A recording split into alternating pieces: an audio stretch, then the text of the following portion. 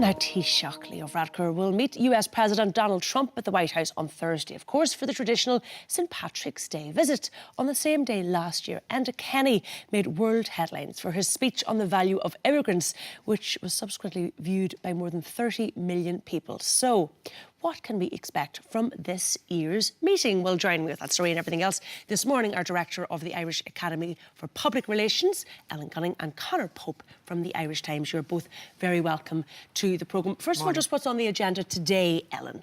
I think today is probably even more important than his meeting with Donald Trump. Today he's doing two things. One is he's talking at a conference with Senator George Mitchell. And I think that's important for two reasons. One, because the Americans, is to commemorate the 20th anniversary of the peace process, the Good Friday Agreement. And I think it does two things. One, it cements the fact that the Americans were really very important in the peace process here in Ireland. But more importantly, it reminds the Americans that we do have a very close tie, and they did play a very real and a very honourable role in the peace process. And I think that's good for Ireland. It reminds them that we are very close to each other. Now, it is interesting because we haven't had a special envoy to Northern Ireland, and it was something that Donald Trump said he wasn't going to do. Now, I think they've sort of changed their mind, and they're beginning to look at the possibility of sending an envoy over here. Is Northern Ireland politics, is the political impasse there really high up on the agenda, do you think, in American politics at the moment? I'm not sure that it's high on the agenda, but I think it's a very positive, good news story for the Americans. They have behaved with great honour. We wouldn't have a peace process without the Americans, without the involvement of the American president and the special envoy at that time. So I think it's important to remind them that they did play that role. And the second thing I think that he's doing is he's speaking at this function this evening, at which he's looking at, apparently, the trade wars. And he's looking at the relationship between America and the EU, and the general feeling is that as a result of Donald Trump making this move on steel, that the Americans will now look at a trade war which involves bourbon and jeans, I think. I think we've a huge opportunity. Everybody says, you know, the Taoiseach goes to America, he should really give Donald Trump what's what and tell him. I think actually he should go over and say, look, there's a long history of both countries getting along very, very well together. We're deeply embedded in Europe. We have decided the British are leaving Europe, we're staying in, so we're deeply embedded in Europe. We're also very pro-American. There are, what, 34 million Irish people or people of Irish descent living in America. Can we be the people in the middle who understand both sides and negotiate? Now, I think that would be a great outcome for Leo Varadkar. Would be great. Conor Pope, can we be that person? Do we have that role? Will Donald Trump and the rest of America sit up and listen to what Leo Varadkar has to say? No, to all of those questions. It's ridiculous to suggest that we have an influence far beyond our actual reach.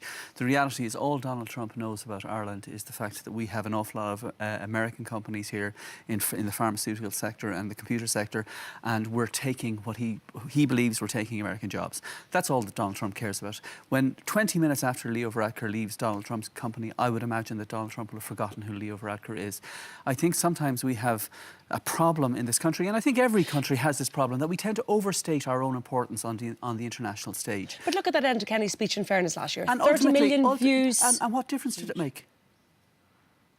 What difference does it make, Ellen? Look at he got 30 million people listening to what he said. 30 million people on YouTube. There are that's huge Ellen, there are YouTube stars who you don't know the name of who have had 300 million views on their YouTube videos. It didn't make a blind bit of difference. And I don't say that with any joy or glee. I just think sometimes we need a kind of reality check and say we do overstate our importance on the international stage. I don't think so. I think the reality check is... There is no other country, is there, that has this platform? Exactly. In America. We have there is access no other to country. the American every year, without failure. Every nation in the world celebrates St Patrick's Day in some way or other. It is a focus on Ireland. It is the one time of the year when we are sexy and when we do have influence and when we do have a voice.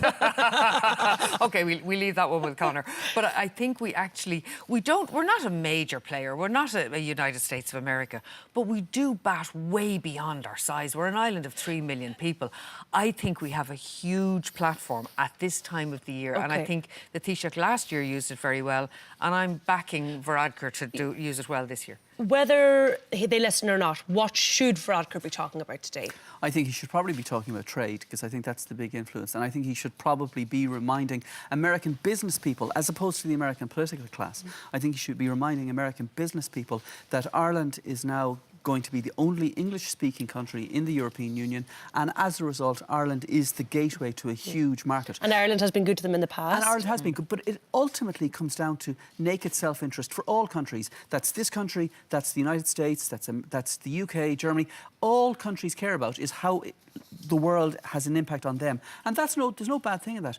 So I think he should be talking business, he should be talking money, and that's the thing that will make a big difference. OK, I just want to move on to a story which has been rumbling on now for the last 9 days, the poisoning of a former Russian spy and his daughter in the UK. It's an absolutely fascinating story. I've been obsessed with it, I have to say, for the last 10 days. It's like something out of a movie, and yet it's not. It's very, very real. Listening to Theresa May speaking yesterday, I mean, look, she didn't pull any punches. She basically said the Russians are responsible, whether or not it was, you know, those in the higher echelons of public office who were responsible, or whether they somehow allowed people to get their hands on this particular nerve agent and to misappropriate and use it as they did. She said there's going to be a full range of measures if the Russians don't put their hands up and say we're sorry. Realistically, what will she do? Very little. Do you know, there's two interesting cases here. It's what will she do and what will the European Union do? What she will do, I think probably the most that she can do is probably send the ambassador home and maybe send home a number of But then the Russians just send the UK ambassador home. It's exactly. So it's like playing a game of chess, and it's optics, and it doesn't really achieve anything. I think the much bigger question is the question for the EU. Britain is still a member of the EU at the moment. This is twice that whatever actions the Russians have taken has actually imperilled ordinary Joe Soaps. You and me, we could have been sitting beside this man and his daughter, and suddenly there's a huge amount of fear you can see. The first policeman who responded to those two is still in hospital, and all he did was try to figure out what was going on. When Litvinenko was murdered, the amount of plutonium that they found all over London for everywhere that these people had been is terrifying. And yet it took, what, a decade for a public inquiry and for them to actually say this was the responsibility of the Russians. And actually the British are saying, you know, there is no need to panic in this current situation with this gas, but they have also said wash your clothes very carefully if you were in the area. If you have any clothes that should be dry cleaned, double bag them and keep them. They've taken away 8 police cars from the local police station that responded. OK, so we know it is very serious, but what can they do that will be a sufficient deterrent and sufficiently punitive to the Russians so that this doesn't happen again, Conor? Well, I think the key word there is Litvinenko, and there's very little they can do. And the people behind this attack, whoever they might be, know that. Because, as you say, it took 10 years for an inquiry into the death of that particular Russian, and the inquiry actually delivered nothing in terms of tangible consequences for those behind it. So the people who launched this particular attack will be informed by that. And the reality is that they could send home the ambassador, they could send home high-level diplomats, and that would probably attract news headlines. It would be much more effective if the British government and the UK authorities were to target Russian intelligence officials who, we don't know their names, we don't know who they are, but if they were to send home the key Russian intelligence officials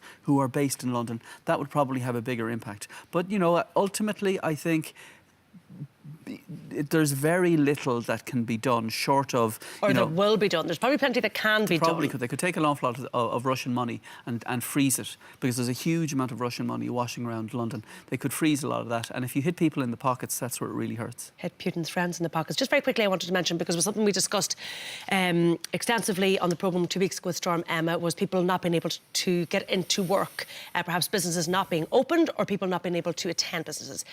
Conor, you have a story in the Irish Times today, because we wanted to know, I suppose, a couple of weeks ago, whether or not people were going to be paid, particularly people in the private sector. Yeah. It turns out some people won't be paid. A lot of people won't be paid. We had a story in the paper yesterday about Dawn Meats, and they have automatically deducted 2 days' holidays off their employees because the factories were closed. And then Ryanair, that emerged yesterday, have a policy whereby they only pay their crews if they're in the air. Now, all Ryanair flights into and out of Ireland were grounded on the Thursday and Friday of the storm, which means those crew won't be paid for those 2 days. Now, Ryanair say they'll make up the time in the months ahead, so they won't actually be out of pocket over the course of a year. They'll just have to do overtime. They just mean they'll have less money in their wage packet this month, and that seems unfair. All right, we're going to have to leave it there. Isn't it wrong that the government closes down? There is a snow, the government closes down everything, there is a red alert, and employers do not feel that they have a moral obligation to pay people to stay safe. Well, there's no legal obligation, a moral obligation. Moral obligation, they certainly have. Thank you so much for joining us both this morning. Let us know your opinions on any of the issues we are discussing. In particular, what do you think Leo Varadkar should be saying when he meets Donald Trump on Thursday? Plenty more to come on Ireland AM. We'll be back after this short break.